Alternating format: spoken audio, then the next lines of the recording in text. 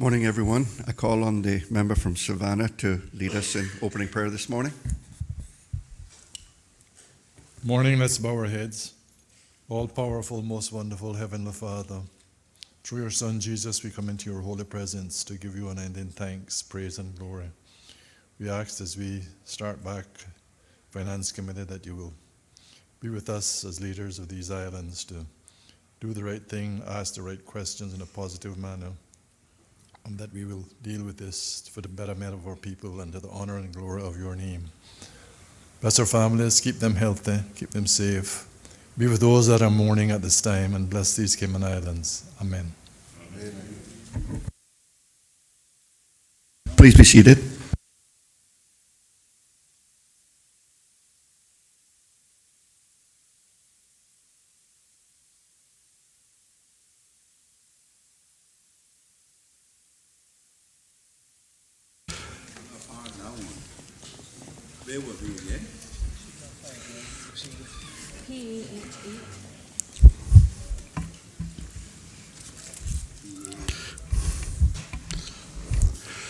Proceedings in this Finance Committee are now resumed. I've had apologies from the Honourable Premier, who indicates that he will be here later on this morning.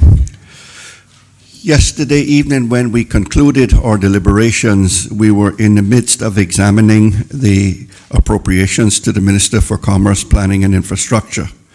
Specifically, we were examining the line item PAH 8, Management of Special Projects, found on page 26 of your booklets. And so this morning, as we begin, we'll take up that appropriation and continue with questions. Mr. Chairman.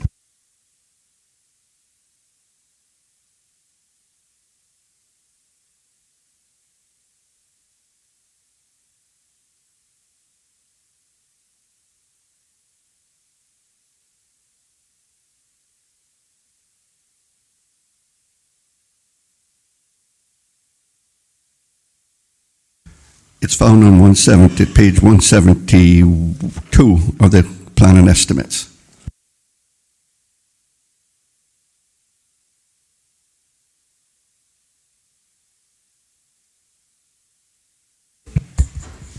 Member for Northside, you have a question? Yeah, through you, Mr. Chairman, maybe the Minister could tell me what qualifies as a special project.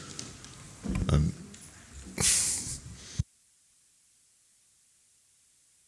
under your ministry that are special, or they're government-wide special projects that you may be involved with?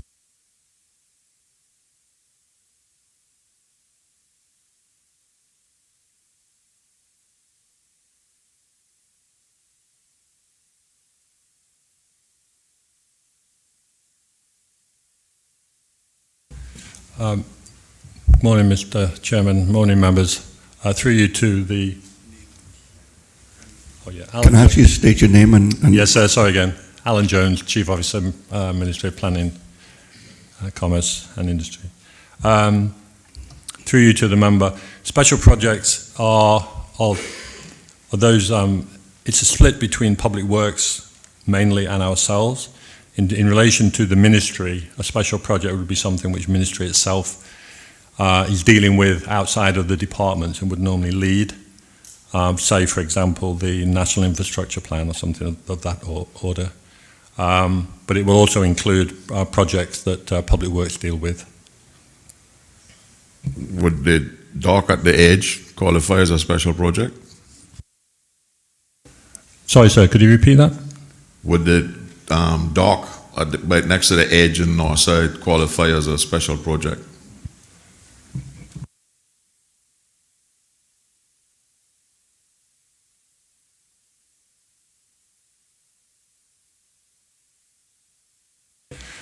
Through you, sir, yes, it would be included as a special project.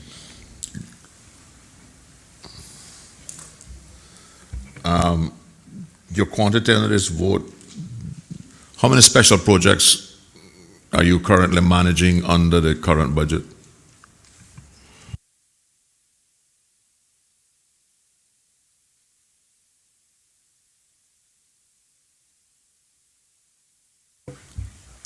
Through you, sir, 19. And that is managed by how many staff? Well, it's through you, sir. It's a combination, so depending on which project.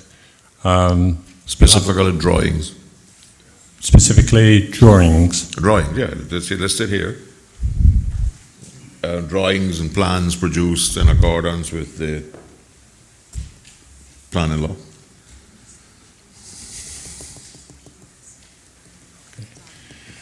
Public Works, sir, that would be 4 staff.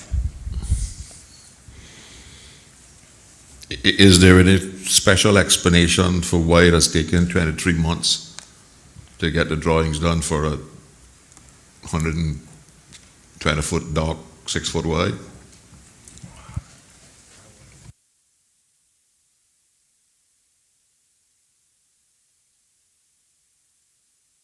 Through you, sir.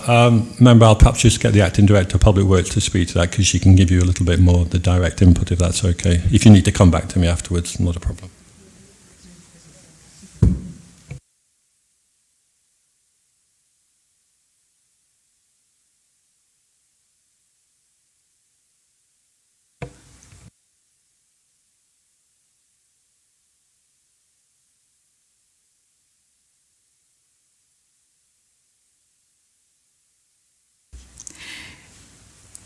Good morning, Mr. Chair and members. Leda Nicholson McCassidy, Acting PWD Director. At present, sir, we have those 4 staff that I mentioned. We are having to provide service for the wider public sector.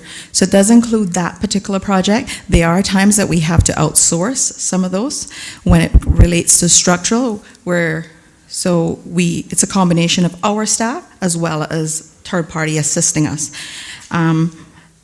We do have a large number of projects that we have to take care of and with the limited resources, so we do the best we possibly can by prioritizing those. But the chief officer just said you had 19. If you were doing one a month, mine should have been finished a long time ago.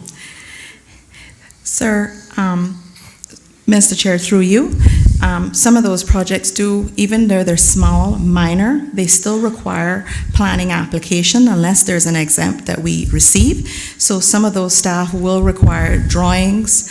So even for the parks and recreation, drawings are, so we use our draftsmen and we have our QS that will have to do costing and all of that. So they're doing a number of things. Yes, sir.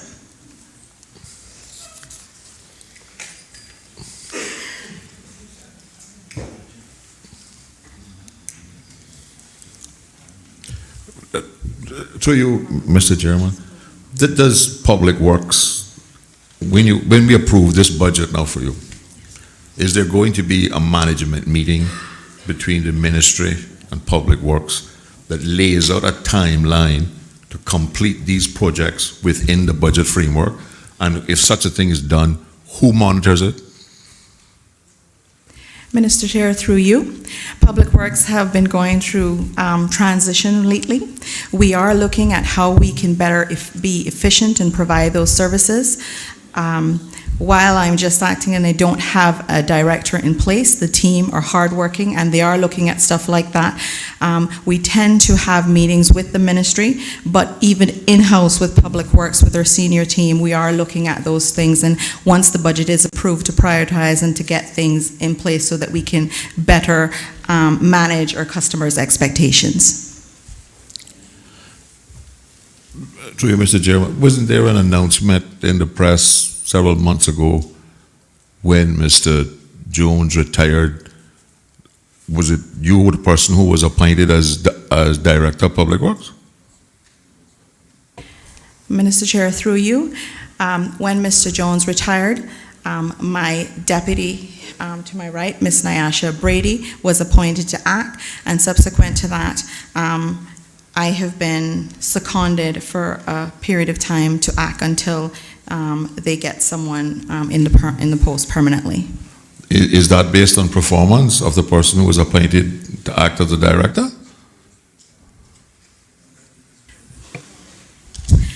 Minister Chair, through you, I'm going to defer that to the Chief Officer, as those are beyond me.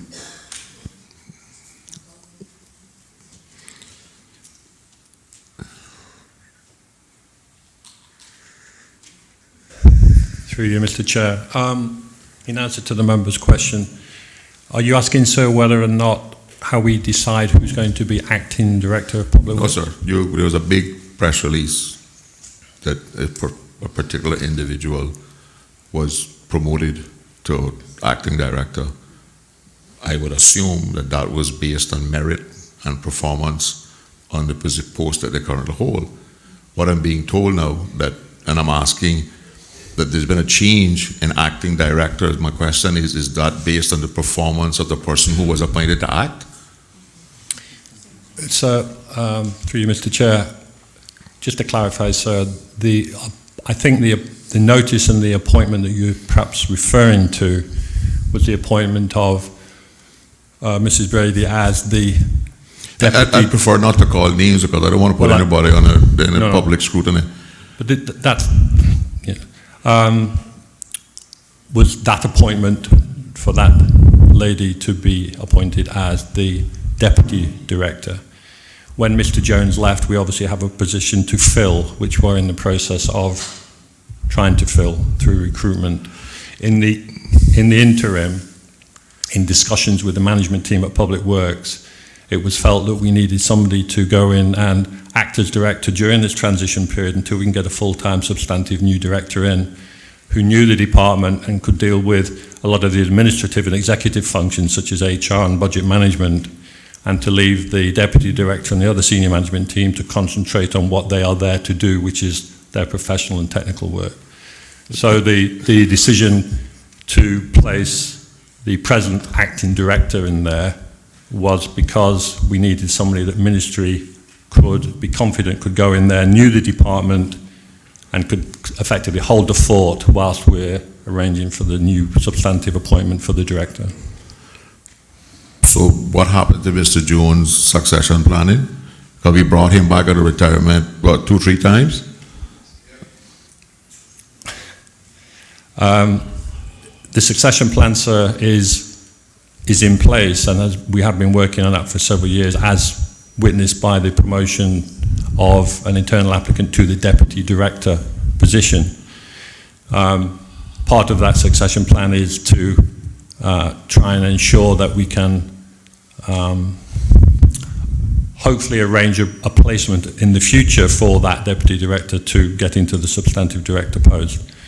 But obviously we need to make sure that people are appropriately qualified, experienced, and also feel comfortable themselves when they take over that substantive post, and that's the situation we are in at the minute.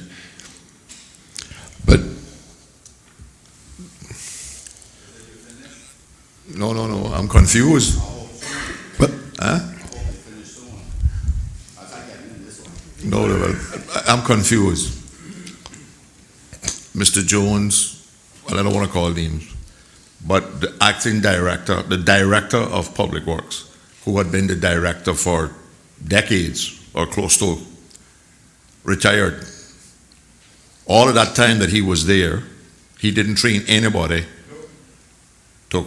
and most of the Caymanians who came through who were qualified and could compete for that position, there was a total atrophy. They all left the department and went to work in other departments of government. And people don't leave, in spite of what we keep hearing, that people are leaving the service because of salary. People don't leave because of salary. People leave because of individuals and where they don't see a career path or opportunities to grow. And we brought him back, and he retired again. And we brought him back again. And all of that time, there's nobody been identified in the department and was provided with training opportunities. And so what happened when he went on vacation? There was just left a void. Nobody was allowed to act while he was on vacation, or he didn't take vacation. He just got paid overtime. So, through you, several points to that. Mr. Jones wasn't brought back. He continued till he was 65 and retired at that point. You're saying that Mr. Jones didn't retire and was brought back for a number of years. He continued to work until he was to the retirement age of 65, sir. But in terms of the succession plan, we have been working very hard on that succession plan, but it comes to the point where the individual concerned and the management have to feel that the person is ready for them to take over the substantive post. We're not quite at that point at this stage. That's not to say that a lot of time and effort hasn't been spent on succession planning. It has been, and a lot of investment was made in order to try and get us to this point. But there was some uncertainty as to when Mr. Jones was actually going to retire. But all efforts were made and have been made to put in place a succession plan, and we feel that we have a very suitable candidate for that substantive post within the next 2 to 3 years, and discussions have been held with a certain individual about that. But at this point in time,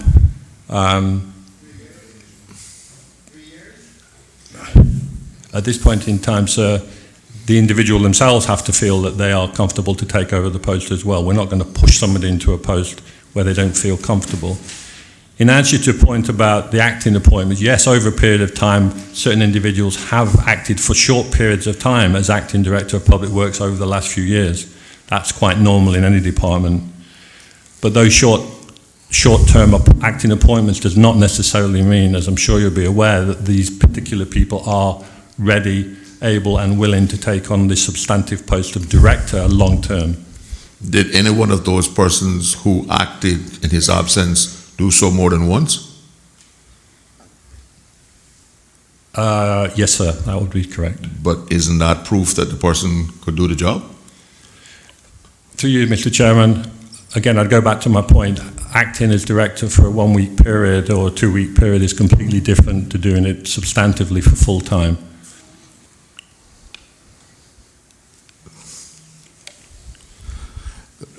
Member, I prefer for us to steer out of the civil service employment matters. Mr. Chairman, I respect the rules, and I'm not promoting an individual. I'm not promoting any individual and in the rules. But I have a dock that was funded November 2 years ago now that we don't even have drawings for.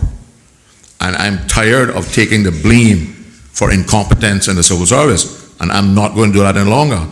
And when we have this kind of situation where people are playing yo-yo with people and still nothing is happening, I'm sorry, sir, but I have to ask the questions. Well, I have no problem with asking questions about the dock and getting it built. Remember, the chief officer was going to call names. I asked him not to call names because I am not in the business of embarrassing individuals. I understand. I respect what you did, sir.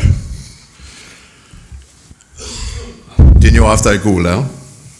Mr. Chairman, if I may. Are you recognized? Okay. You have the mic, sir. Mr. Chairman, I'm intimately knowledgeable of this thing called public works. Very knowledgeable. I wonder if the minister could say or opine on whether or not Mr. Max Jones, and he's a former civil servant, he's not a civil servant, whether or not he carried out an effective management of public works, NRA first, then public works, after they were split, in providing succession for that department in government.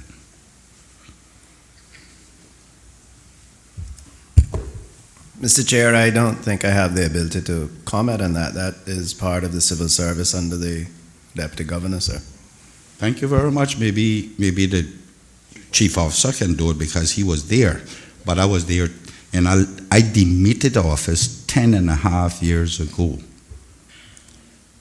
And I particularly brought Mr. Jones in my office with Mr. Carson, who was the chief officer at the time, and told him I wanted a Caymanian stream for that position.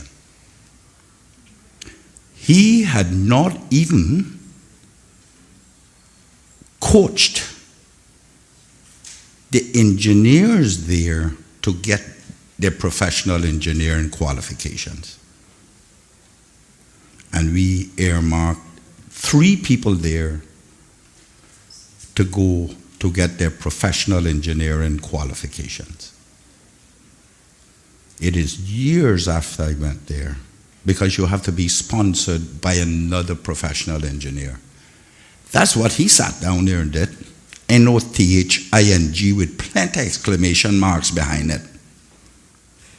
Today, we are faced with another Hollywood or Bollywood up at Public Works, where we have to go and get acting positions when Mr.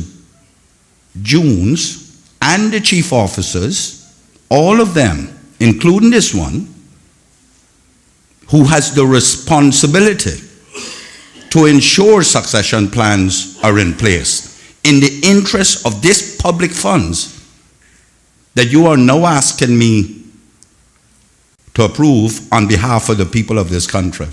They have all failed. They're not the only ones that the failure must be laid squarely on their shoulders. There's too much acting here because we crisis manage. And then we give them the big honors when they're leaving and give them MBEs and OBEs for destroying young Caymanian's future.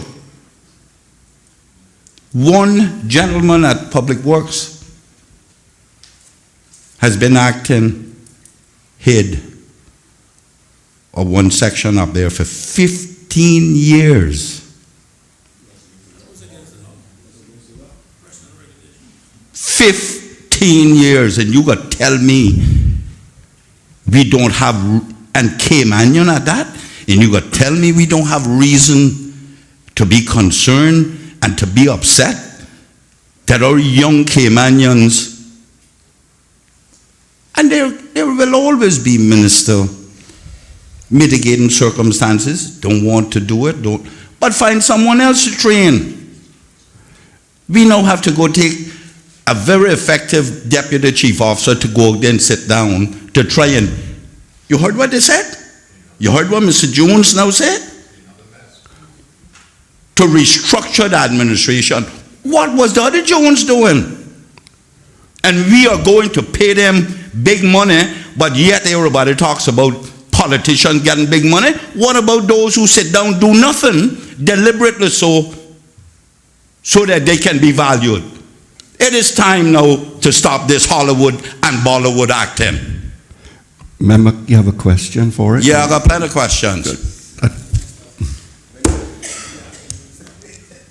Then let's turn our attention First thing to your is when the question. acting got stopped, but the deputy governor come, he'll get that question too. I think if you have questions about the civil service that we ought to... I want to that know would be what for him. does MPO, the acronym MPO stand for in Public Works? Through you, Mr. Chairman, Major Projects Office. Major Project Office. Does that fall under this project management?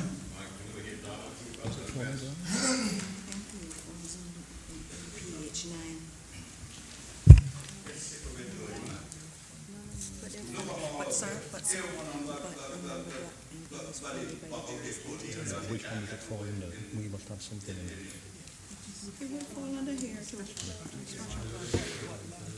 Through you, sir, it would fall under this heading. Is that it's fall under this heading? Could I just say, sir, sorry to interrupt the member, but just by way of a bit of clarity, it sits under this heading, but the Major Projects Office, the majority of the costs of that are met by the actual ministries whose projects the Major Projects Office is managing. So a lot of it is recharged. But it's a permanent, Mr. Chairman, it's a permanent department, so to speak, quote unquote, within government. Through you, sir. At the moment, yes.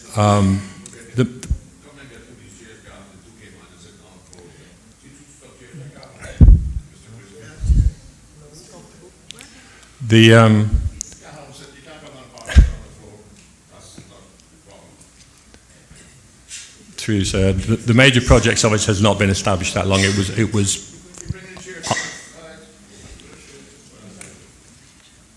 It was established because of the large number of significant infrastructure projects that government is undertaking at the present time. Whether the major projects office stays in its current format in the future will depend on the number of major/large infrastructure projects. But at the moment, it is intended to be a permanent fixture, but it is something that is going to be continually reviewed depending on the demand in relation to infrastructure. So, I don't ask these questions in a vacuum, Mr. Chairman. Been here too long. Mightn't have no succession plan, but I know this. Ask your question, sir. So, since it's a permanent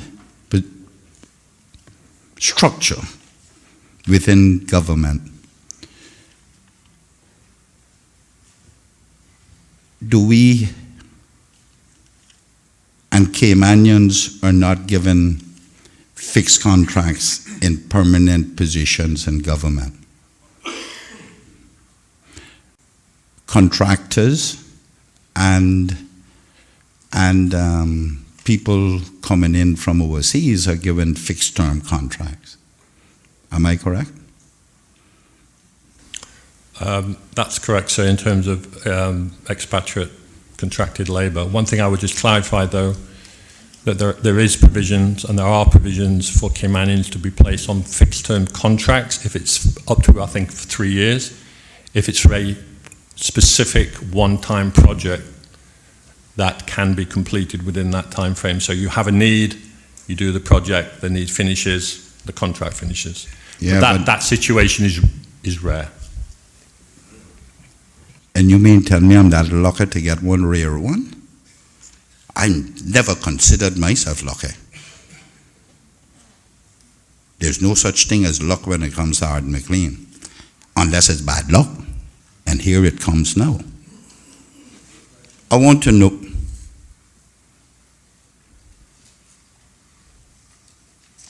that was new though. Member, please proceed.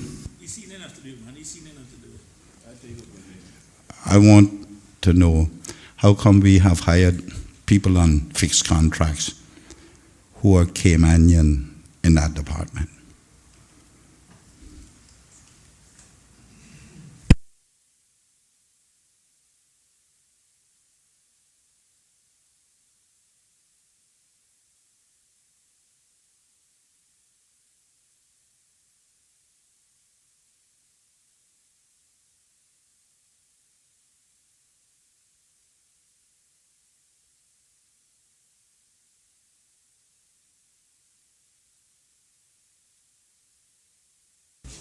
Through you, Mr. Chair. I'm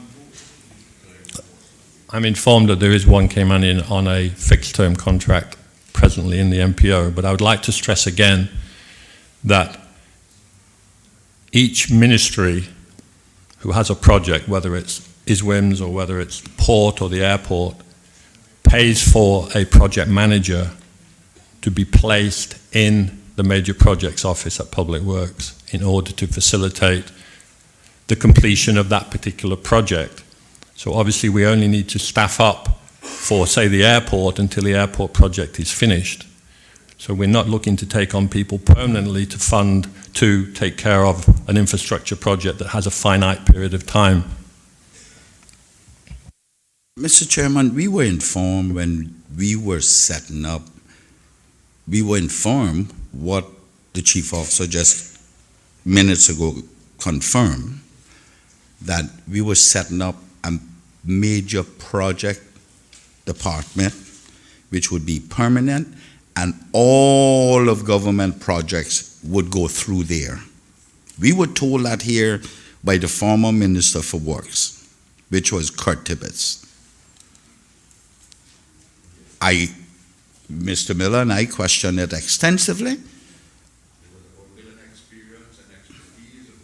and about the different disciplines that would be within that unit.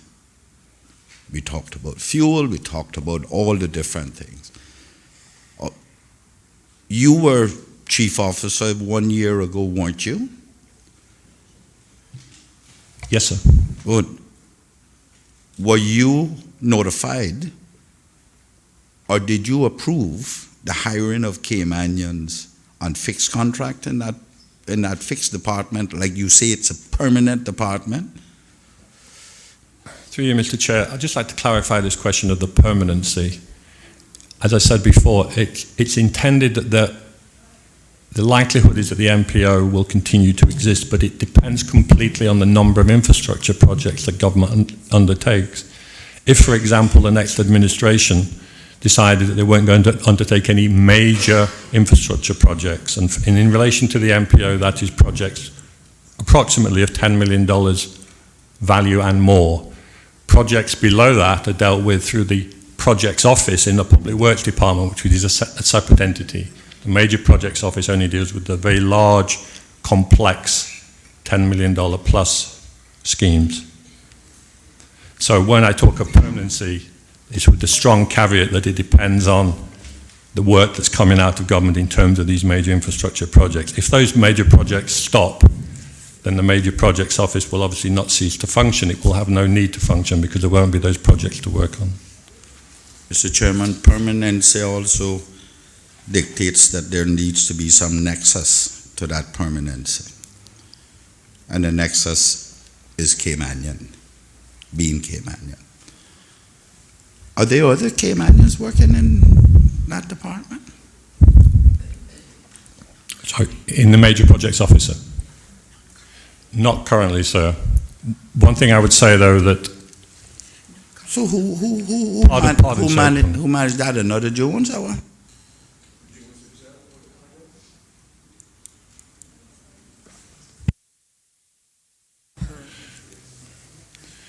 sorry, sir. There is, through you, Mr. Chair, at the present time there are not. One thing I will say, and the acting director can probably talk to this if needs be, but the major projects office has been having significant difficulties in getting the expertise that it requires to manage these projects. Because these projects are so specialized, you only do one airport, you only do one ISWIMS, it is extremely difficult, almost impossible, to find that skill set on island because we're just not doing airports enough. We only do one here. So it's almost impossible for anybody local to pick up that expertise. This isn't something where you can move from one project to the other. It's not just project management, it's project management. This is project management specific to a particular type of extremely complex development, be it ISWIMS, be it mental health facility, be it the airport. Mr. Chairman, Go ahead. are you finished? I'm not I know, but finished. we're trying to help give others. Yeah, well, we can give everybody a chance. We got plenty of time. We can tie light round our heads here tonight. Yeah, you can put it to the vote too, and then you'll be curtailing the opposition.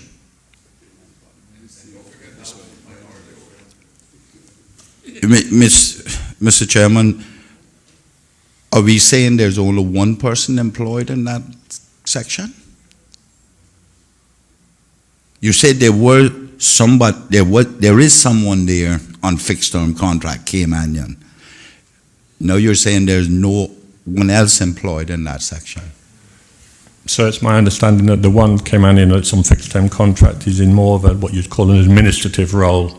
They're not there as a professional technical project manager. Are there anyone else in the MPO?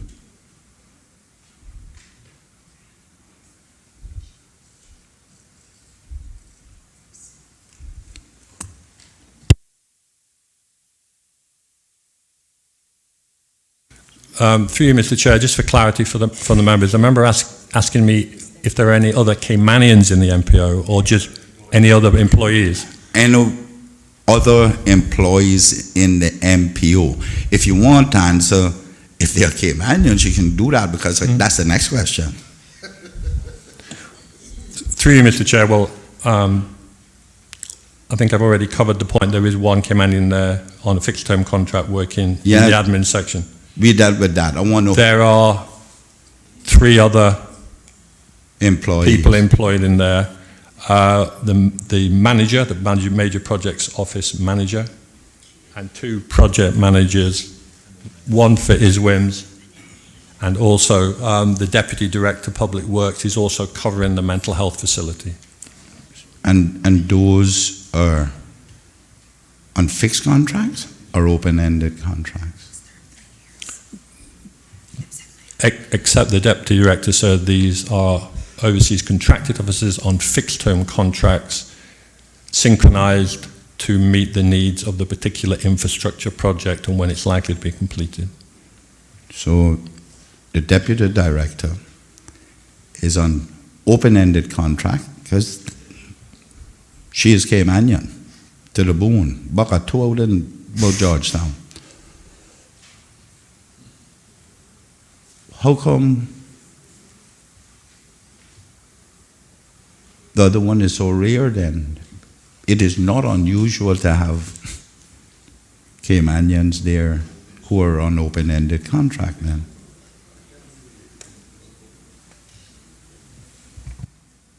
Make them deal with it.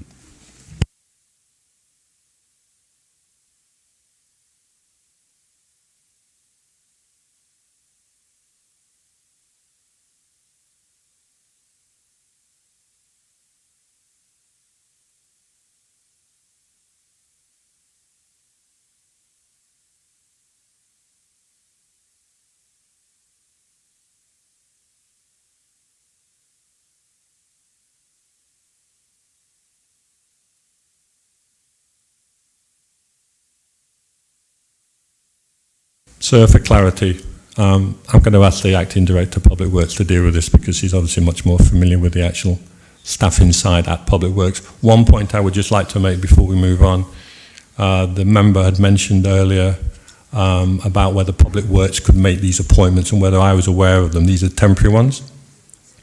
All of my heads of departments have delegated powers in relation to HR to deal with these matters. They are the appointing officer. I am not the appointing officer for my departments. The heads of departments are. That was just for clarity, so I'm going to ask the Acting Director if that's okay with you to brief you on the MPO. Sure, that's okay, but don't move yet. You're telling me something as rare as that and the chief officer is not notified?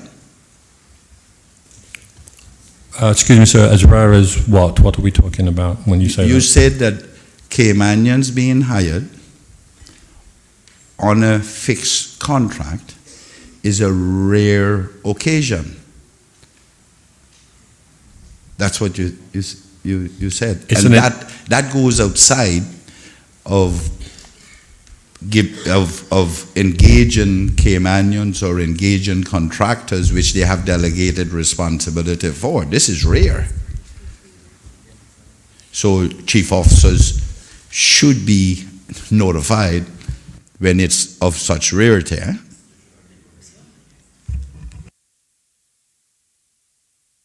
So just for you,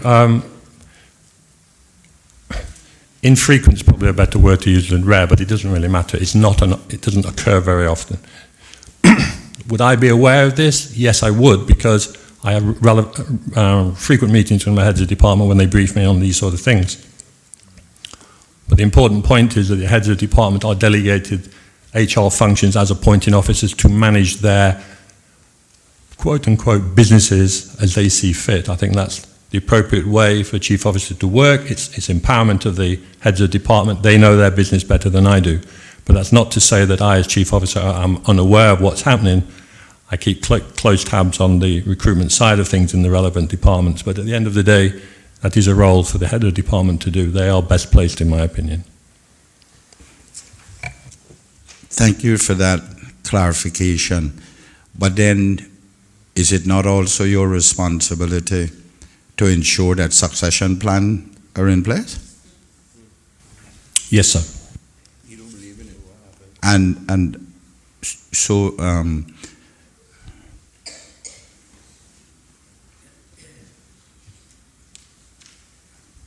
Public Works acting, NRA acting, somebody of them they acting, planning, they're all acting. How many acting positions do you have within your ministry? Not in the physical ministry. I'm talking in all of your responsibilities.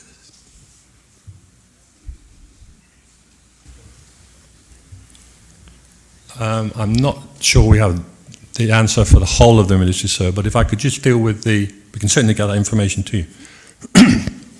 Again, for a bit of clarity on this Public Works one, the fact of the matter is we are in the middle of a recruitment process to fill that post. So the acting position that the Deputy Chief Officer is filling is a temporary one. This is not intended to be anything permanent or long-term. This is just the way recruitment works. We have this gap between trying to fill the post and when it was vacated. So the acting position as it relates to Public Works is a short-term thing to get us through this transition period till we can complete the recruitment process, which we are in the middle of now, to get a substantive post holder. Mr. Chairman, I think, with all due respect, the Chief Officer, Mr. Jones, has completely missed the point. I know Ms. Leda is now acting. I am saying to him, he has absolute responsibility to ensure there was no need for acting, because we knew the age of the other Jones and we knew when he was going to retire. And we knew what our responsibilities were, i.e., ensure that succession plan was put in place so one of those young Caymanians could be promoted or put in that position. Now, what we're doing is conflating those two and dismissing that we did nothing. That's my concern. Through you, sir, to the member, it would be completely incorrect to say that we have done nothing. When I took over as Chief Officer 2012, one of the first things, in fact, I did was have a discussion with Mr. Jones about the whole situation at Public Works in terms of succession planning. And a lot of time and effort and money and personal investment from myself and as well as the director was and is still being invested in terms of ensuring that we get a Caymanian Director of Public Works. The promotion of and the appointment of a Caymanian into the Deputy Director post is part of that succession plan. And in fact, whilst it might be somewhat out of sync with when Max Jones left, the fact of the matter is that succession plan is in place. We know where we're going with it. It will work. But it's just that the synchronization from when Mr. Jones left and that have not come together. That's not something I can control. But we have been working tirelessly to make sure that we get a Caymanian in there as director, and that still remains our commitment. Mr. Chairman, I'd like to hear from the young lady, Ms. Leda, about the answer to the other question. Because we're not getting anywhere here. Everybody deflects and puts the blame on everyone else, including all of us in here. And Nike said it best, just do it. We need to get things done. And I don't want to hear it. If those who are poised, or we think are poised to do it, do not want to do it, we find someone else. And give them the incentive. Pick two of them and say, one of you are going to be director and the other is going to be deputy, unless you leave. Send them on their a way to get their training.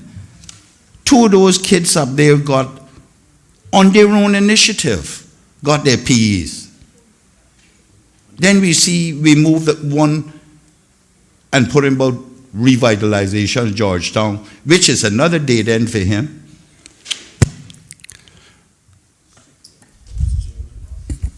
I recognize the acting deputy to answer the question for him. Acting director, my apologies. Mr. Chair, through you,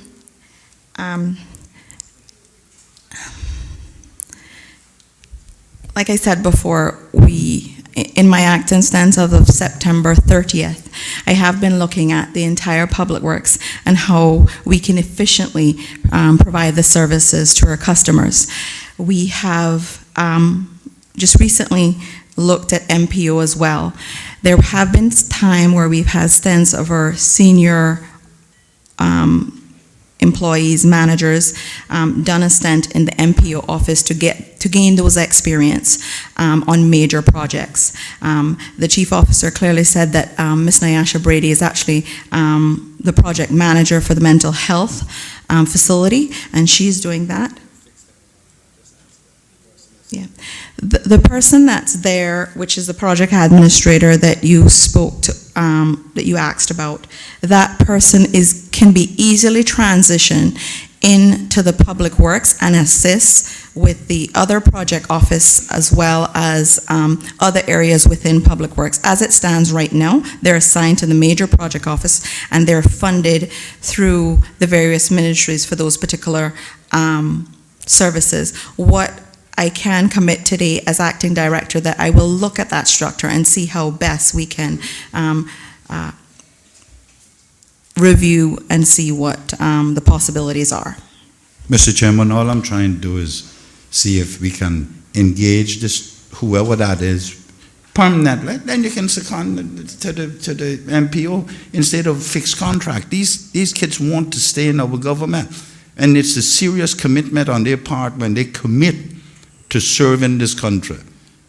And later, I love you to death, but you don't need answering more questions.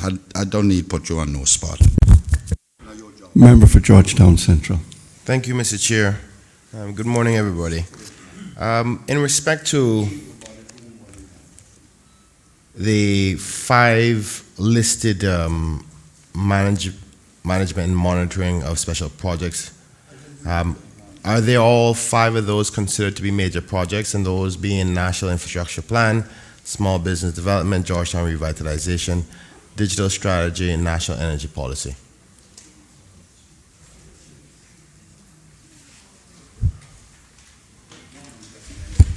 Mr. Chairman, is the member asking if those are considered under the well, major falling- projects office? Yeah. No.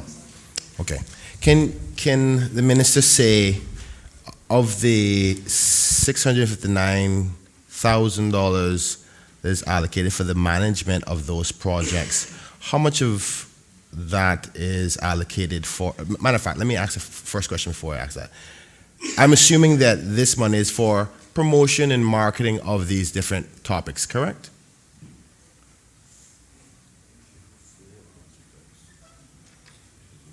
Under MPA 3 in your budget statement, which is a part of the PAH 8.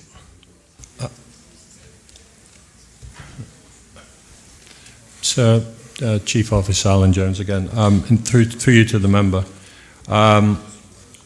In relation to the percentage of these costs as it relates to ministry itself, core ministry, we have a number of policy officers, deputy chief officers, myself, that accrue time in actually managing these projects. So most of that is staff time. It's salaries, it's personnel stuff. I think one of the questions was asked with, like, for example, the national energy policy and whatever. These are not projects that are covered by the major projects office that the minister, the member was talking about. This is a separate thing completely. Okay, through you, Mr. Chair, you kind of confused me there for a minute when you said officers in the ministry and time they put in on these projects. explain that for me. We're talking about overtime, and they've separately been used to deal with these projects. How, explain that. Through you, Mr. Chair, if we take, for example, the National Infrastructure Plan, which hasn't started yet but will start shortly, that is a ministry-led project, and, for example, one of the Deputy Chief Officers may be given responsibility to manage that project and bring it through to fruition. It doesn't mean that they do the work, all of the work themselves, but ministry staff will, because we are a technical ministry, most of our policy officers through to the Chief Officer are technically minded and will invest their own time, effort during the day to manage these projects, which are effectively ministry projects.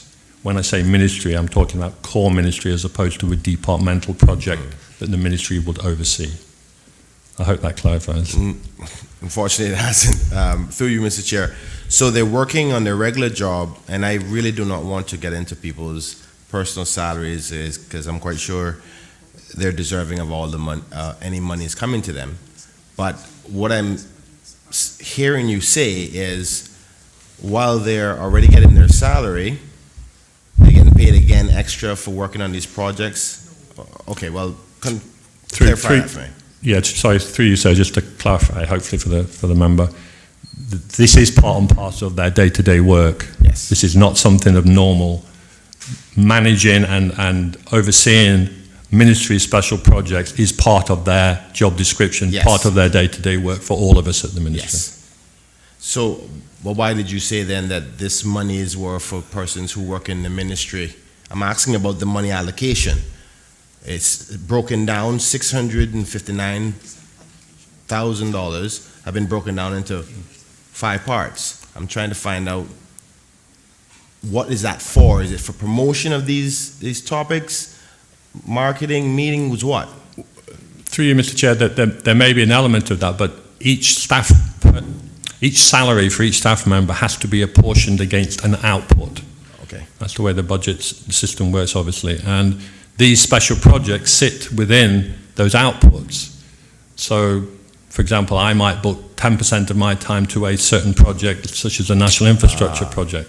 It's just the way that the salaries are apportioned day to day. It's normal. There's no additional duties involved here. This is just the day-to-day work of what our ministry does. We manage projects. We undertake projects. Some of them are done at a departmental level, and we just have oversight of them, or an oversight role, but some of them are dealt with, such as the national energy policy, such as the national infrastructure policy, are dealt with within core ministry, and me and my staff work on those and apportion our time to those outputs. So you're charging the MPO? Sorry, sir, this is nothing to do with the Major Projects Office. The Major Projects Office is completely separate from the conversation we're having here. We're talking here about these projects, the special projects that are dealt with at core ministry level, such as the National Energy Policy, such as the National Infrastructure Policy. The Major Projects Office deals with things like the ISWIMs, So the port and the airport. These are completely separate. So it's special projects? Yes, sir. So, but I'm still unfortunately concerned, because what I'm hearing is that there's a double charging. Because if their salaries is covered somewhere else, and then you're saying that a portion of their salary or a portion of their time that they're charging for that, because you're saying the $659,000 is allocated for workers in the ministry.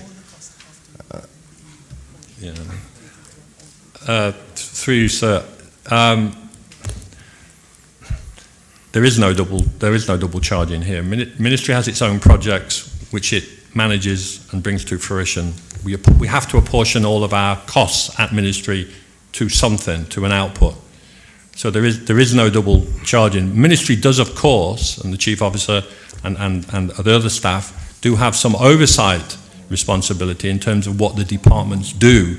And there will obviously be an element of our time charged to that, but that's just general oversight. It's not related to the specific projects, say at the Major Projects Office. That's Thank you, Mr. Jones. I'll get it clarified by one of your members afterwards. But just member for Georgetown Central, if I could just maybe point you to page 358 of the the budget statements. It actually tells you quite clearly here, the description says what this $658,000, $659,000 covers.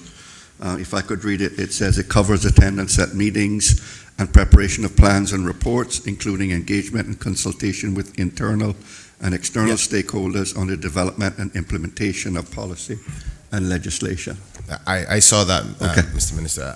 But when he says that it's for the work of the staff, that totally confused the whole matter, because they're getting paid, and I'm not trying to get into their salaries at all, but it sounds like you're charging the Special Projects Office for work they're getting paid salary for already. But they'll explain that afterwards. I don't want to waste much more time.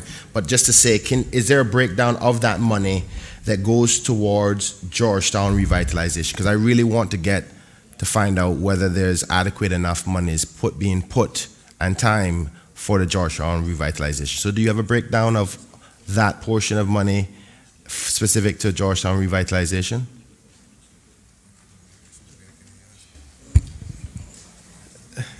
Mr. Chairman, the town manages a full-time position within the ministry, a dedicated position. I don't know if that helps. Yes, it does. Can we also address whether or not that person is on a fixed-term contract or not? So the post holidays came in and is on permanent. He's on permanent. Absolutely, so yeah. Okay, thank you. I think that's all I wanted to know. Thank you. Member for Bodden Town West. Thank you, Mr. Chairman.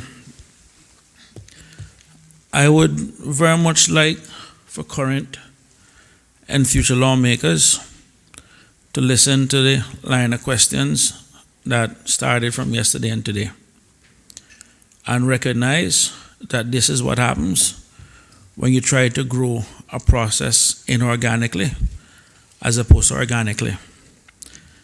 What we're listening here today and from yesterday when it started, and other departments also, is what happened when we pushed those changes to the public management finance law, where we took a model from a different country, we pushed it there in the Cayman Islands, and it created this issue.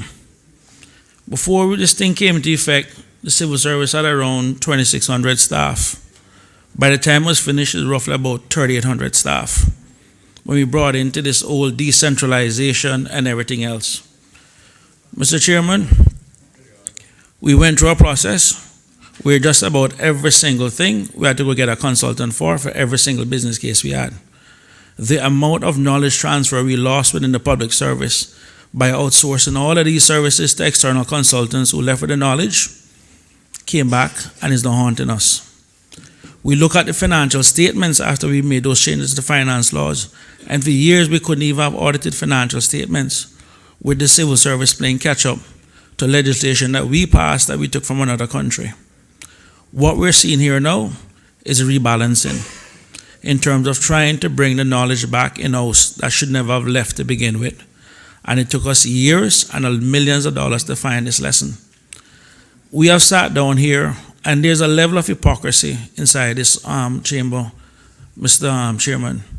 We sat down here and listened to one witness testify of over 20 acting positions in their department, and basically said that there will be no promotion until the end of 2020 to early 2021.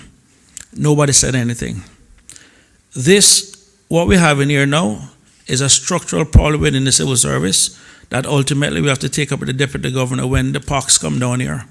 And we as lawmakers have to accept that this is what happened when we force legislation that we take from someplace else, and we did not grow it naturally as we would have gotten to.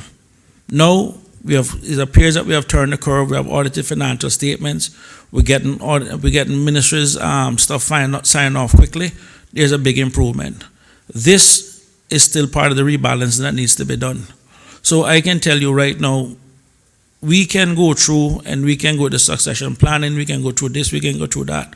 But we also have to accept that we have lost years and millions of dollars on what we have done. So I say all of this to say, I recognize that there are a lot of hardworking people in civil service that are trying their best. And ultimately, we need to move forward and make sure that we have these processes and procedures documented, and we learn from them, and hopefully don't make the same mistakes. So that's all I really want to say on this matter, Mr. Chairman. Thank you very much, sir.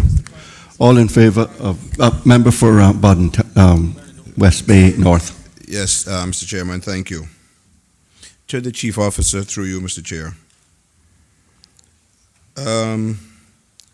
Have you ever heard this statement?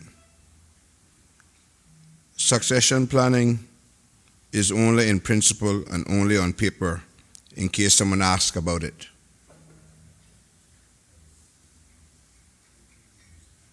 Through you, Mr. Chair, I don't recollect hearing that Okay, sir. statement. I'm not saying I haven't heard it before, but I don't recollect it. Thank you. And Mr. Chairman, my last question.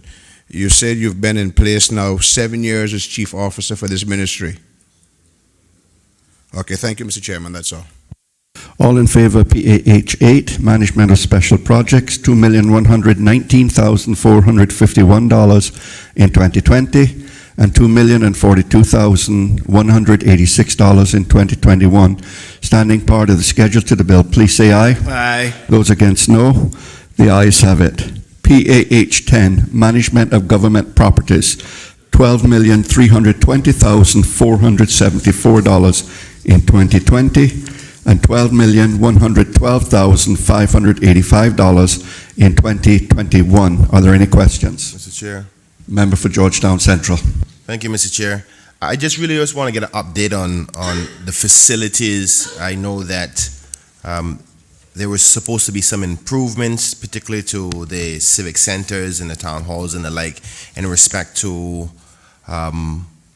instruments for town hall meetings, whether it be mics and projectors and the like. Can you give us an update where it's at? Are we completed? And the like. Thank you.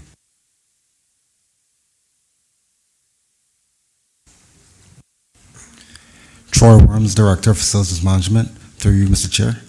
To answer the member's question, this particular details that is being requested is actually handled under Executive Assets. EA 152, we can defer it to that point, or we can answer it here, whichever the chairman would prefer.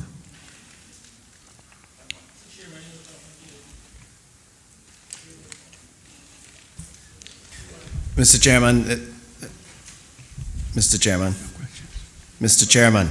Yes, sir. Yeah, the member's question falls under the executive assets. However, I have the head of that department here now. Would you prefer we answer it now or defer it to that time? I'm happy to defer to the question to be answered now, if everyone's comfortable with that.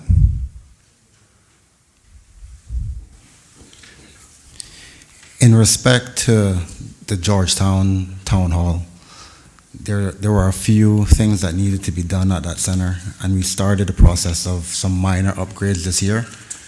We actually have funding in place for 2020 and 2021 for all community centers, but specifically to deal with the Georgetown Town Hall.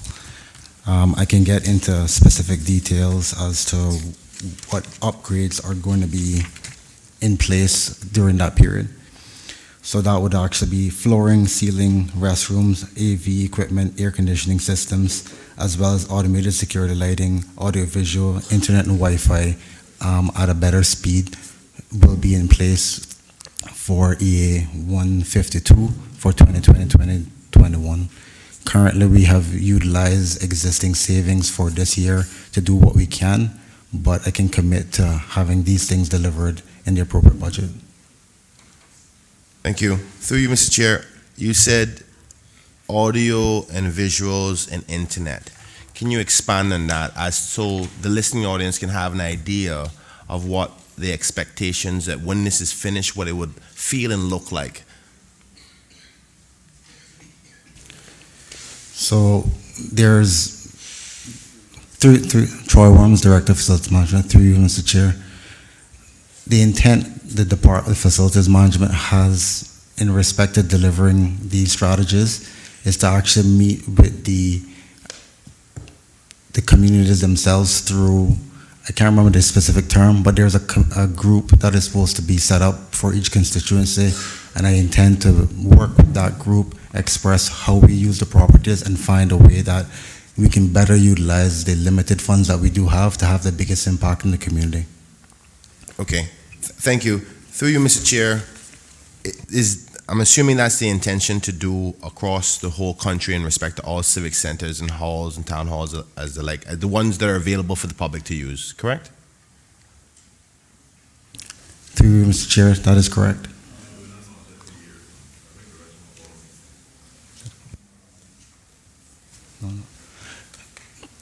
Through you, Mr. Chair, to clarify, we will have a stage process. We do have limited funds, but we intend to have the money shared properly so that where we need the upgrades, they're done for the right reasons. Thank you. Last question, Mr. Chair, through you. Specifically for Georgetown Town Hall, the new, it's been renamed now to the Memorial Hall, Constitutional Hall, thank you, sorry. Just getting accustomed to the name. That one is being scheduled in first batches because it's probably the most used one, if my memory serves me well, across the island as in request, correct? Through you, Mr. Chair, many of our civic centers are used quite heavily. There are about 4 key ones that are currently used quite heavily. In respect to the usage of the Georgetown Town Hall and the renaming of the Constitution Hall, we want to be very clear on what that intended renaming represents so that when we do the upgrades, what we're intending as a department to have as the usage is not in contrast to what it should be. So the intent is that before we make any physical changes, we want to speak to all the stakeholders to make sure that those upgrades will be received well when we complete them. Thank you, Mr. Chair. Thank you. And through you, Mr. Chair, you open up a door that unfortunately I have to go down now, which is what the current usage and what the intended usage. Because right now the public knows it as an open space that they can use for community events, discussions, sometimes even church programs and the like. Is there an intention to change that approach? Through you, Mr. Chair, at this time, the intent is not to, from what I'm aware of in the department, is not to change the usage, but to make it better so whatever upgrades we do are received in the way that they have been in the past, but also takes care of any other usage that will be required in that space with that rebranding. I see the minister maybe gesturing to add a little bit to that. Mr. Chairman, through you, sir, I was just going to Mr. Worms did a very good job in explaining it. I was just going to add that, or expand on it, that we are taking into consideration all of the stakeholders, including Georgetown revitalization. So any renovations or any upgrades we make to the Constitution Hall will go in line with what we're planning, overall plan for downtown. Member for Northside, you had your signal to me first. Yeah, through you, Mr. Chairman. Mr. Chairman, unlike most of the other districts, the civic compound, as we call it in Northside, is basically located within stone's throw of all the buildings. We have a situation there where we have a grounds person that takes care of the school. We have a grounds person that takes care of the clinic. We have a grounds person that takes care of the library. We have a different grounds person that takes care of the civic center, and the NRA is responsible for the driveway. And all happens, none of them are Caymanians. I can't even understand them and I ask them. All happens, sir, is one come today and blow the leaves onto the adjacent property. The next one come the next day or the next week and blow the leaves onto the next property. So the almond leaves from the school makes the complete circuit from the school to the library, to the clinic, to the civic center, to the road, back to the school. Some of them blow it onto the adjacent property and there's a fine for littering. One or two things. I have been trying for years to get all of the maintenance of these buildings placed under this vote, right? And we hire a couple of Northside people on a full-time basis, and to keep the place in pristine condition. Or at the very minimum, can the contracts that are signed with these people ban blowers and have them use a rake in a garbage bag to pick up the leaves?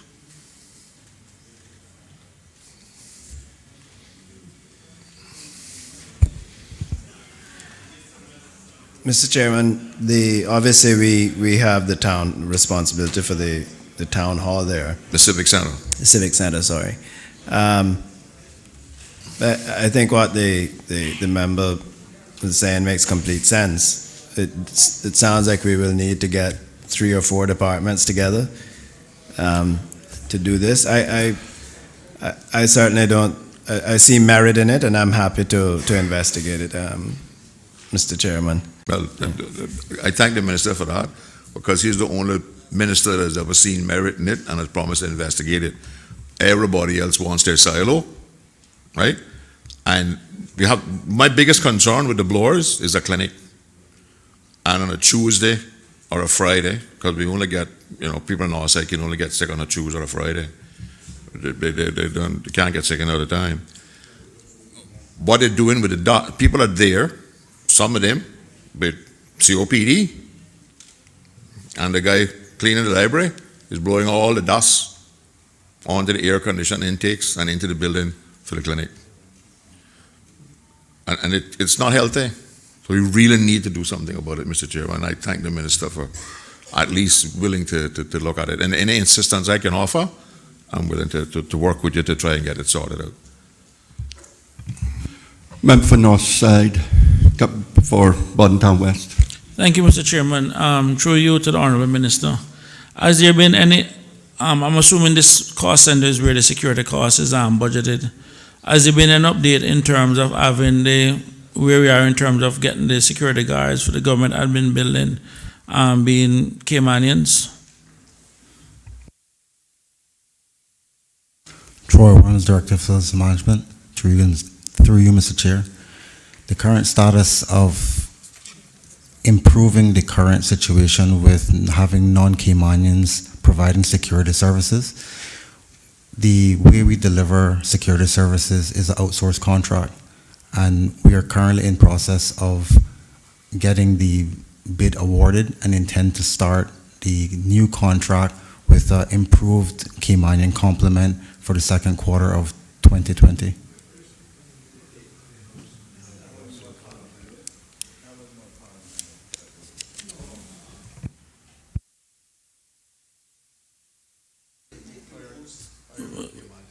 Never mind, Mr. Chairman.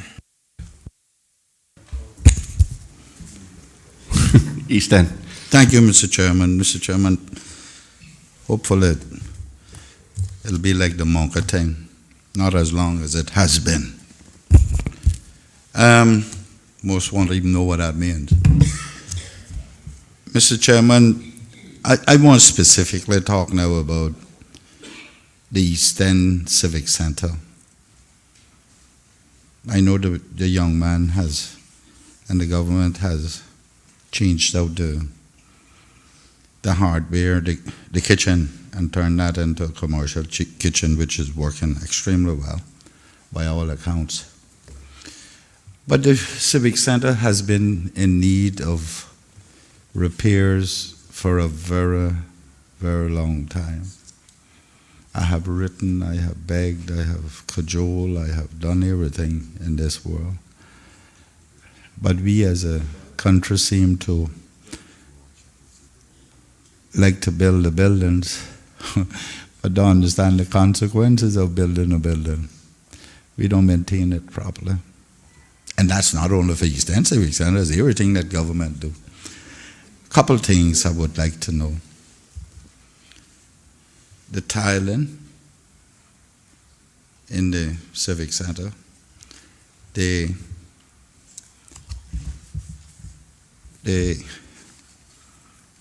roof is, interior of the roof is peeling off, the varnish.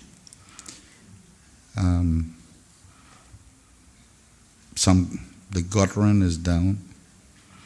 The paving into the Civic Center and the Civic Center Road, which I have requested numerous times, but seems like that paving company can't get to East End unless it's specific to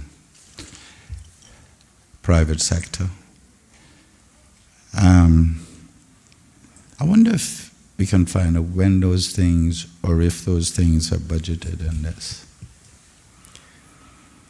Mr. Chairman, through you, happy to inform the member that we do have some extra funding budgeted for East End, for that Civic Center, and we will meet with yourself, I assume, and others to best utilize those funds based on priorities.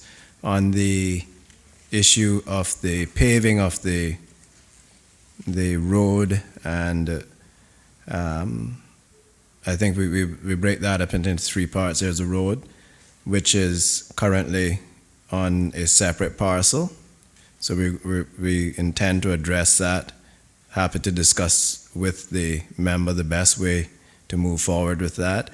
And then the second part would be the parking area and entrance in front of the Civic Center, and then the remainder of the area or the road going down to the field. I think that's the way we want to approach it in the three stages, but happy with we could easily combine first and second, but obviously we have the uniqueness of the road leading in. So we are planning to discuss with the member a way forward on that. Mr. Chairman, that happy to see he has been briefed properly though, on that, especially on that road, because that has been like that a while. It straddles, because it was only 6-foot access, and it straddles two different pieces of property. What about the tiling, the floor tiling? They have been in there since that place was built, I believe, or almost since it was built. They've been in there at least 20 years. Mr. Chairman, as I said, we do have additional funding for that Civic Center. I think the way forward is for us to sit with the member, for the department to sit with the member, and we look at the needs of the center and prioritize what we do in the next year and the following year with the funding, if Mr. that's Chairman, fair. I thank the minister, but I've been sitting a lot. I want to hear it publicly, and I don't have a problem with sitting and talking about it, but if it's going to be what it has always been, then I don't need to sit with anybody. It just constantly, we talk about it, and nothing happens, Minister, nothing. A young man did the kitchen very well. We did some tiling in the foyer. But then when you don't have the monies, the finances for it, the kid can't go any further. The young man can't go any further. That's the problem. Mr. Chairman, just to let the member know that we have increased the funding for those repairs to that center by 75% for the next two budgets, for the next 2 years in this budget. That's interesting. That's very good. But if you spend zero, it's still not, the increase don't make no difference.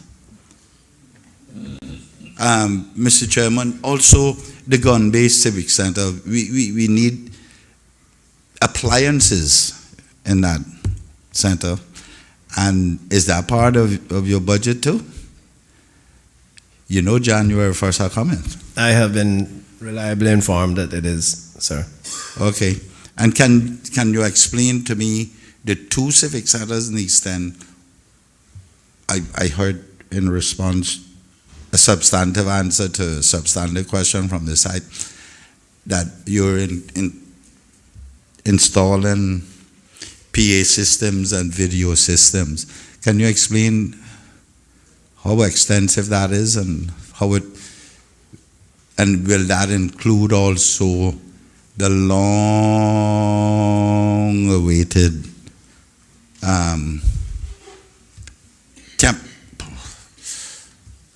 mobile or port platform? Remember, we were going to change that platform, the fold-in ones. Troy Williams, Director of Facilities Management, through you, Mr. Chair. The increases for the EA 152 that speaks to the upgrades for the civic centers, there's a 75% increase in there, and the intent is that the department has an idea of things they would like to do in those centers, and we will be sitting with those committees or the member from East End to develop exactly how we spend those funds in his particular constituency for those district centers. So the intent from the department at this time is looking at the automated security lighting, audiovisual equipment, internet access as well for that property, as well as the appliance upgrades. The flooring is a part of that conversation as well. But at the end of the day, we have a limited funds, even though we have increased it to 75%. So we want to make sure that the quantity that is identified for that property is in consultation to get it delivered in with those expectations as well.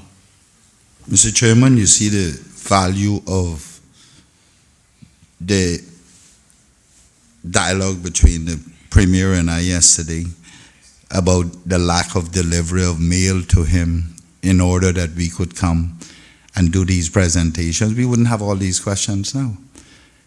We would know what we had presented and what the government was proposing to do. That's the value of going to cabinet during the preparation of appropriations. That's what it's about. That's what you call sunshine and transparency. But and for some reason it is your curtail, then you're going to get it here. And we're going to stay till 2, 3, 4, 5 in the morning.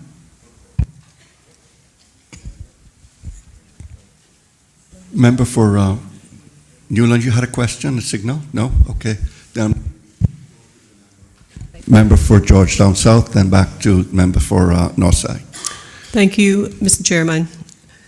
Through you, Mr. Chairman, to Mr. Worms. Can Mr. Worms say what upgrades will be made to the South Sound Community Center? I know the restrooms and the kitchen is in dire need of work. So can Mr. Worms say if that's actually on the list to be upgraded?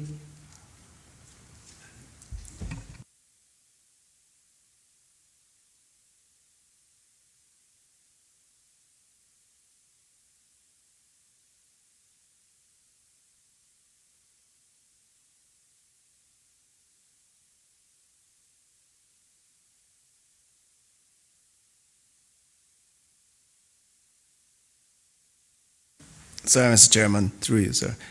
We do have some funding allocated for the South Sound Community Center, and there are several areas that we would like to address. And again, as we said earlier, we'll be meeting with the representatives from the area to discuss what direction we take with it. Thank you. Through you, Mr. Chairman. Regarding the generators that were referred to yesterday, the 40 standby generators, is there a generator that's secured for the South Sound Community Center based on the location of that facility right on the water? Mr. Chairman, no, sir. That's not designated as a hurricane shelter. And at the moment, as I said, we have some other areas we want to address with that setup.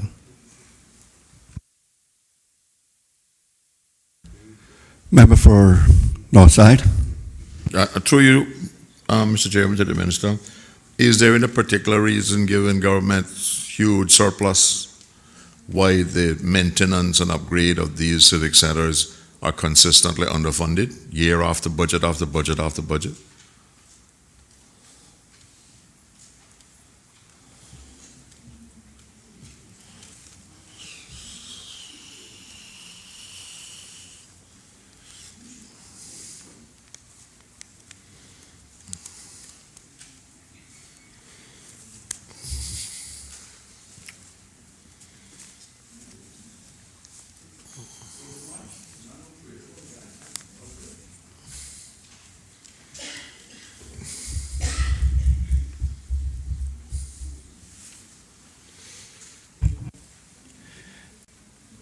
Mr. Chairman, through you, we have, as I stated earlier, there are some increases on the executive asset side. We are also now, I'm reliably informed, properly staffed and have the resources needed to maintain these centers.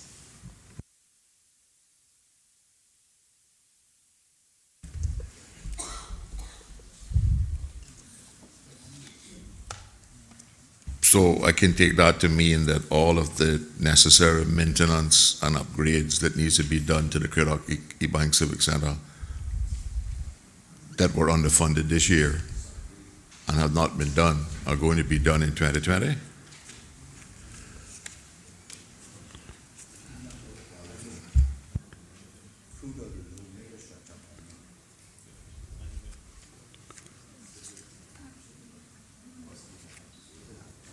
Mr. Chairman, through you, we are, like, as I said, we have on the asset side of things, we do have some upgrades that are happening for that center this year, but overall, we have increased that amount over the next 2 years. So we'll be carrying out enhancements over the next 2 years.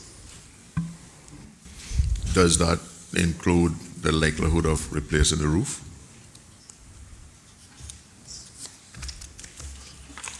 Mr. Chairman, through you to the member, no, sir. Not at this time.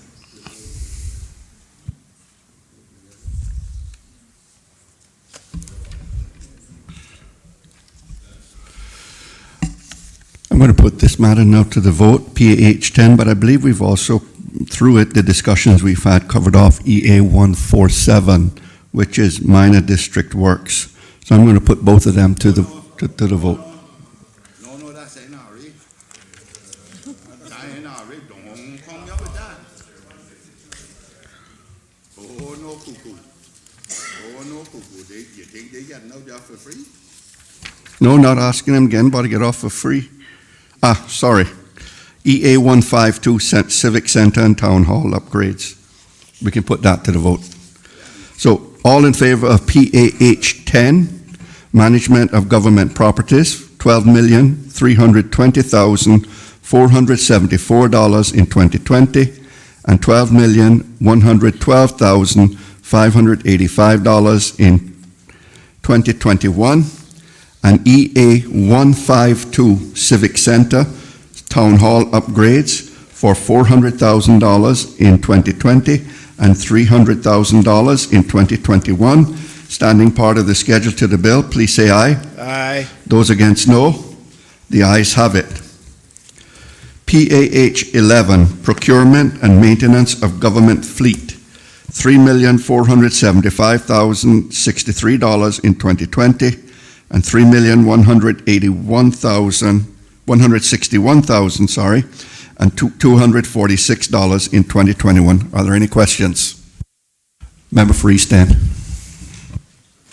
Mr. Chairman, I suspect Mr. Miller will be going at the same thing. So let me kick it off by saying what progress we have made on standardization of government vehicles.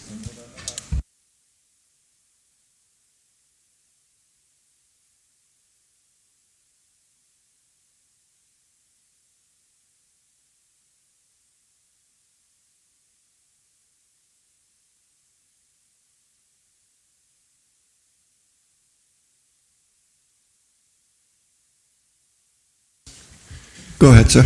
Stephen Quinlan, Director, DVS. To you, Mr. Chairman.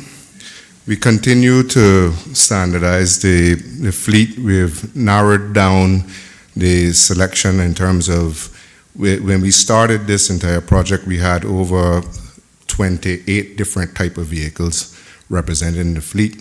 I can say we have now narrowed that down to about 8 manufacturers represented.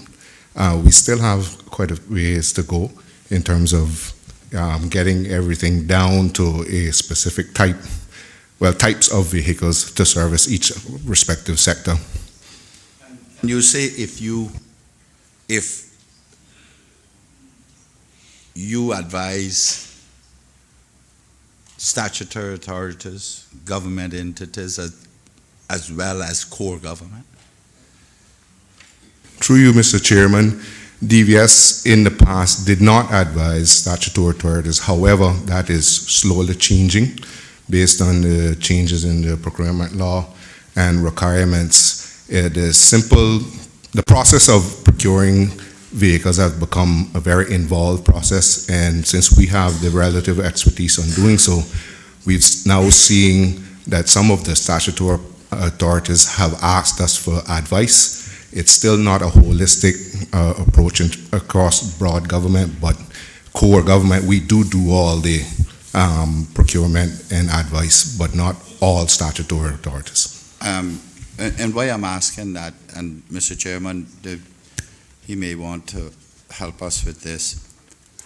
I saw recently an off-reg Dule, four-wheel drive truck, that, and there seems to be the trend now that they use the magnetic signs, and we know what that's for. At night they pull them off and then put them back on in the morning when they can be seen. How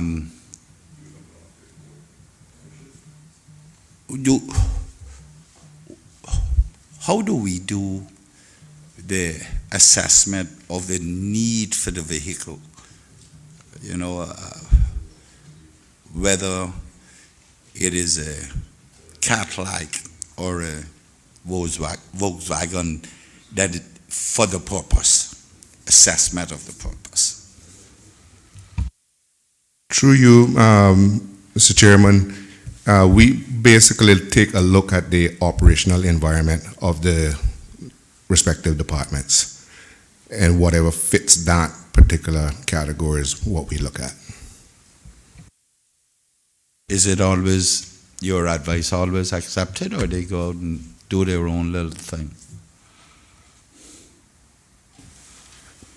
At times, those advice is accepted, but we do not control the actual operational environment or regulations of that particular unit. So you don't necessarily procure them then? You only advise and they go and procure whatever they want? We advise and procure. So they respond to you and tell you the one that they want, which is maybe necessarily following your advice or against your advice? If it fits within the scope of the standardization policy. So where do they get those vehicles that are outside that then? They do order them themselves?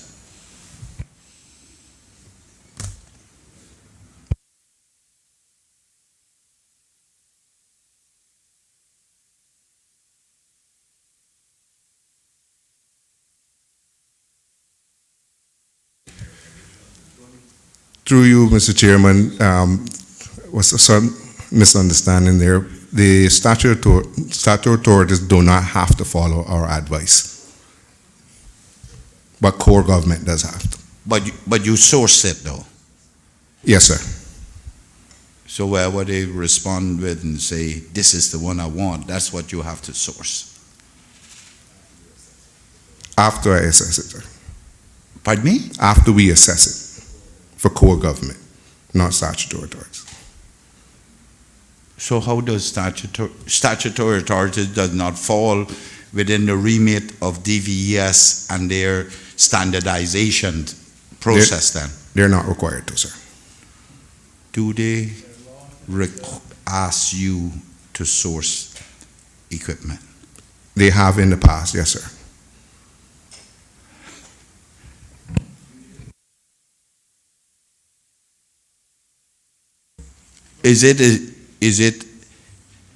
It is not a requirement then for them to come to you. They can go out and do as they see fit. Core government comes to us, sir, and that our remit, statutory authorities, does not have to follow that advice, sir. I know they don't have that. Follow it. I'm asking, do you do the assessment based on needs? First, for statutory authorities. Forget about core government for a minute. I just want to know about statutory authorities.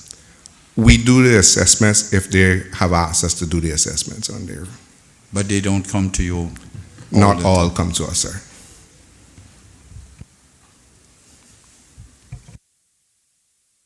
Member for Northside. Mr. Chairman, I think it was 4 or 5 years ago, I asked this department to do a comparison between leasing vehicles for 3 or 4 years and get new vehicles versus purchasing vehicles and keeping them beyond their useful life. And has that study ever been done? The study itself has never been done, member. However, sorry, through you, Mr. Chairman, however, we have engaged persons who can provide that type of service. We have not come to a conclusion based on our demographics and so where we are. We have not gotten a solid proposal as to fulfilling that engagement. Right. And my perennial question, every year I ask the same question. The definition here is government fleet. I don't think government has a single vehicle that can be described by a manufacturer as a fleet vehicle. Why is it that all government departments seem to require 4-wheel drive, double cab, leather seats, power windows, 7-speaker air conditioning system? Some of them even have roll bar. Me and the member for East End was at Economy Cars a year and a half ago. We were trying to get a vehicle for the East End police, the special unit put there, and the 2 upgrade yachts on the lot, we were told we couldn't even look at them because they had already been spoken to by government departments. We would have to take one of the lesser value one. Why is it that government is not buying vehicles with bench seats, automatic, and roll-up windows? It got to be at least a savings of 25–30%. Through you, Mr. Chairman, not all vehicles are available anymore with roll-up windows. We are also bound by what's available on what the local suppliers can actually bring into us. We've asked and also engaged our local vendors because we do have, I think it's 2 major manufacturers who do produce fleet vehicles. However, contractually, those are bounded by what the vendor is allowed to sell in this region. So we get the best possible value we can get on vehicles which they are selling into this market. Saying that the 2 manufacturers that make fleet vehicles for government are prohibited from selling fleet vehicles in the Cayman Islands? Through you, Mr. Chairman, no, sir. I don't have the answers on the contractual agreements on the vendors, sir. They refuse to make, if you went to one of them and asked them to quote your price on a fleet vehicle, they would refuse to do it. Through you, Mr. Chairman, is my understanding that when you're procuring fleet, that's a whole separate package with the vendor itself. They have to negotiate that. We can't. I can go in a car lot in Florida and buy a fleet vehicle. They just downgrade it, but what extras it has in it? Anyway, the other question is, most of the manufacturer representatives here now are offering 3 to 5 year warranties. If you buy a vehicle from one of them with a 5-year warranty, you require them to do all of the warranty checks and services and everything else? Through you, Mr. Chairman, yes, sir. Fleet vehicles would not fall under that remit. As a stripped-down vehicle, most are not even offered the basic warranties on them. So we're pretty much purchasing vehicles on our own. But by law, they have to carry the warranties of what they provide. No, sir. Huh? Look, listen, an engine carries a warranty. It doesn't matter whether it's in an engine on an expensive vehicle or a cheap vehicle. The transmission carries a warranty. It's the same transmission, the same engine. components on particular vehicles do carry a manufacturer's warranty, but not a service warranty. For instance, drivetrain, engine, or rear end may carry a 50,000 mile warranty if something is proven to be a manufacturer defect, but that does not cover service and maintenance. Do you have a total value of all of government vehicles? What's the total, do you know what the total value is? I don't have that, through you, Mr. Chairman, I don't have that information in front of me, but I can get that for you, sir. I would appreciate getting that, Mr. Chairman. Thank you. We're not going to change this.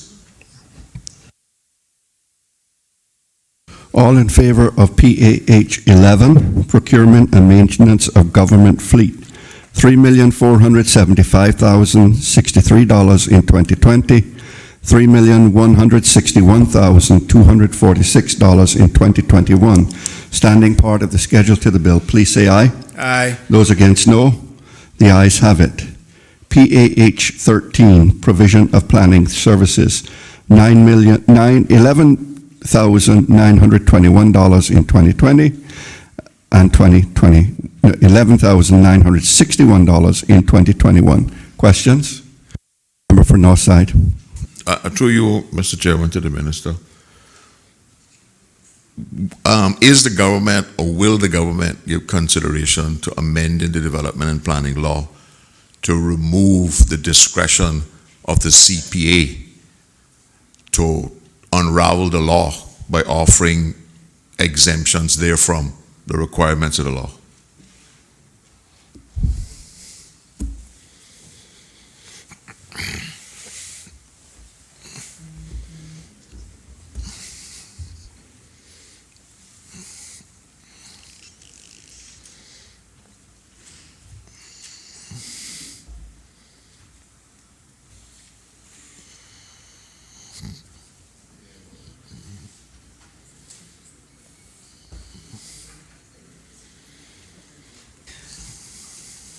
Mr. Chairman, no, we are not, sir.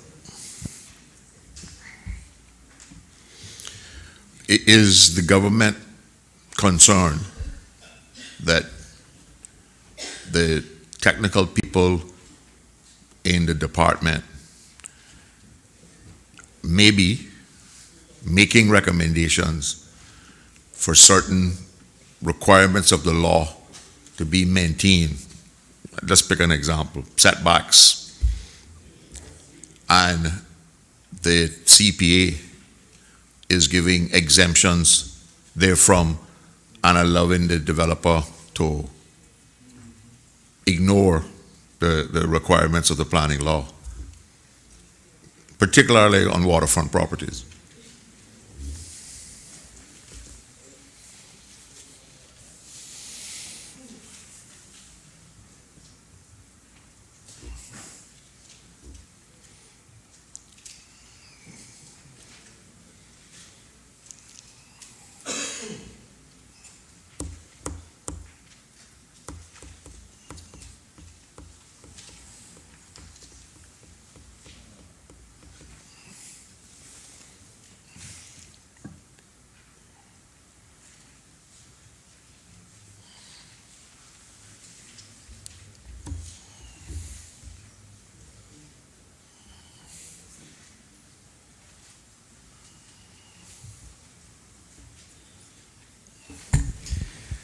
Mr. Chairman, through you to the member, the CPA would have the recommendations and the advice of several agencies, including the Department Planning and the Department of Environment, etc. So they would rely on that advice in making their decisions, sir.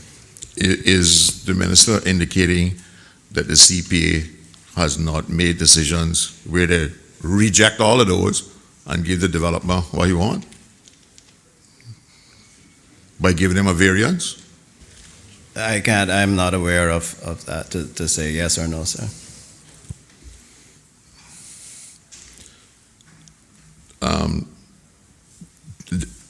Through you, Mr. Chairman, to the minister, we have a development and planning law.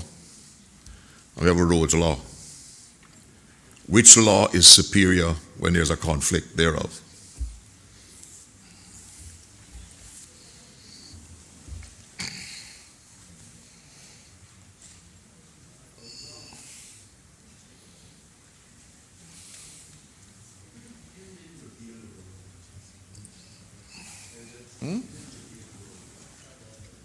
No, man, road law still live, man.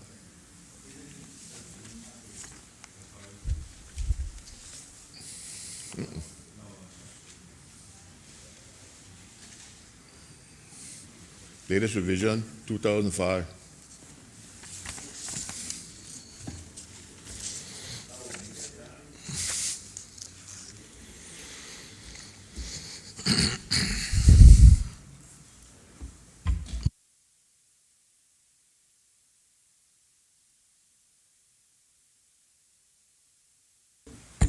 Mr. Chairman, through you, I'm going to have one of the technical staff answer the question, sir.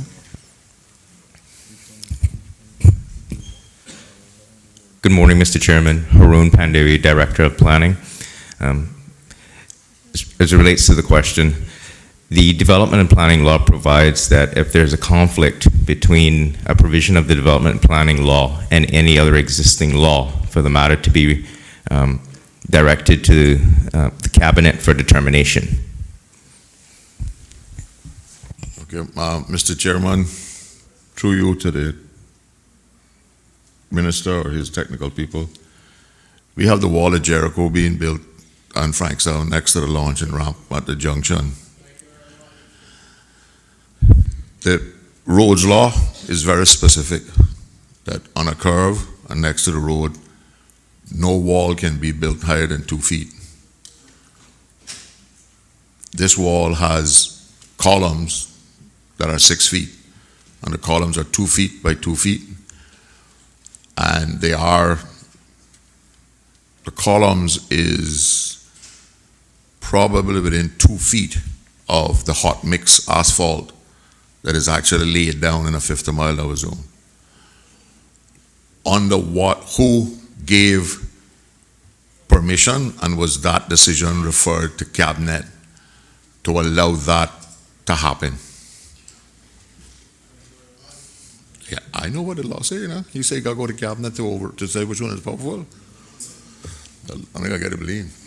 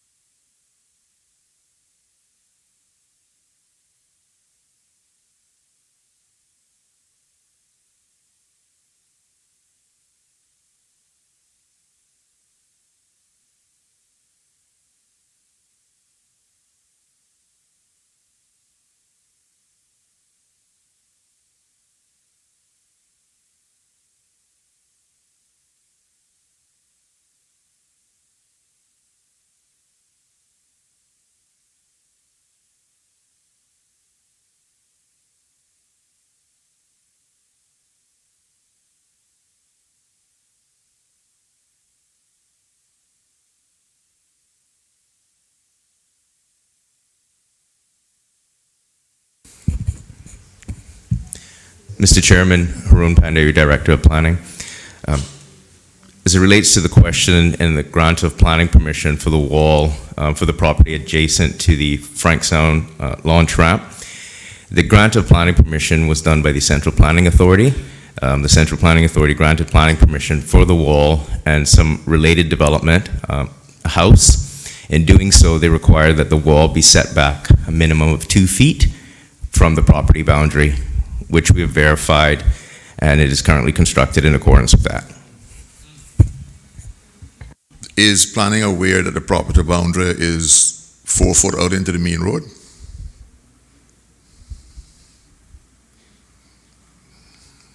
tell you about the man guy survey big.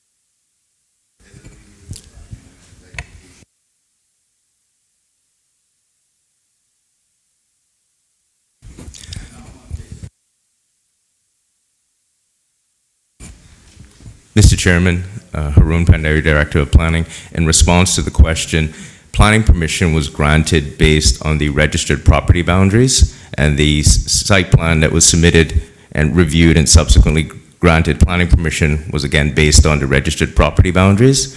I would defer to the representative from the National Roads Authority who can speak more to the issue of the road and in relation to the property boundaries.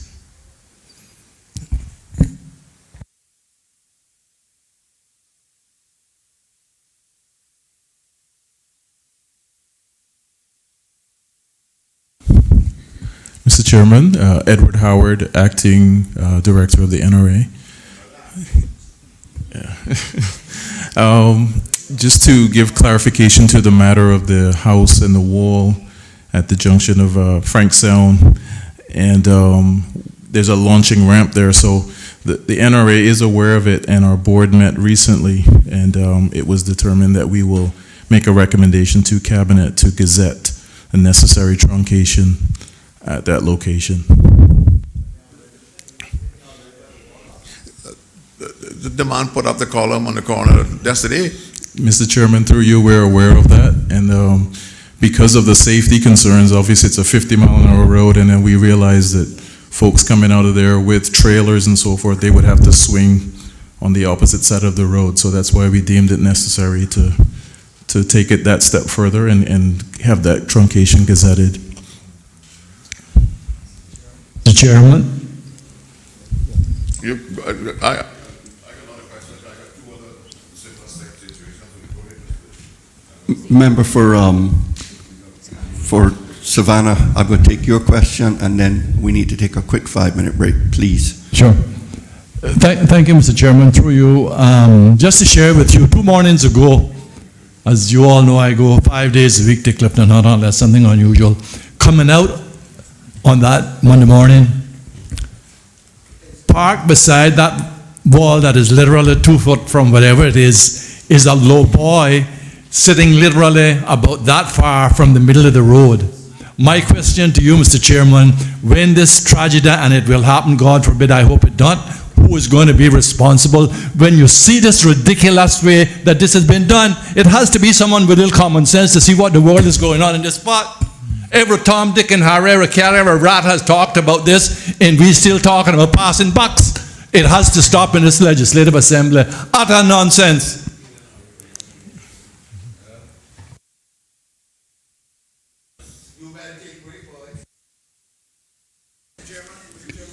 We're going to break for lunch. Is not here yet.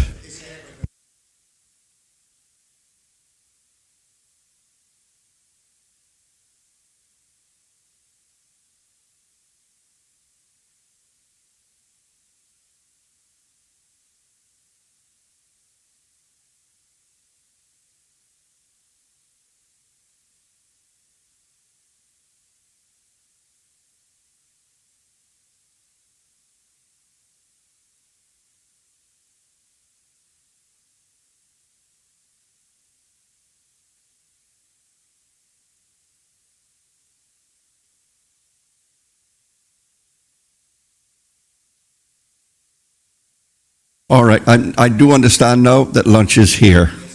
Okay, so we will go ahead. They're setting it up. It won't be ready for us for about another 10 minutes to give them time to set up lunch. But so we'll go ahead and take the lunch break, and we'll be back here at 1:15. Okay?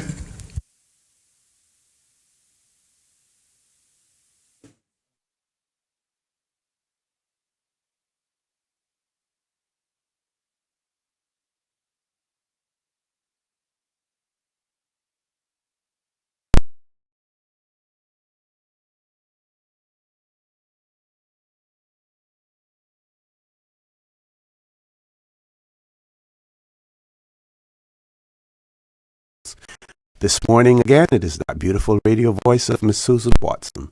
You can call us on our toll-free number provided courtesy of Flo. That toll-free number is 1-800-534-8255. You can also call us on 949-8037 and 949-6990. If you don't like to talk on the telephone, email us at fortherecord. That is one word, fortherecord at candw.ky.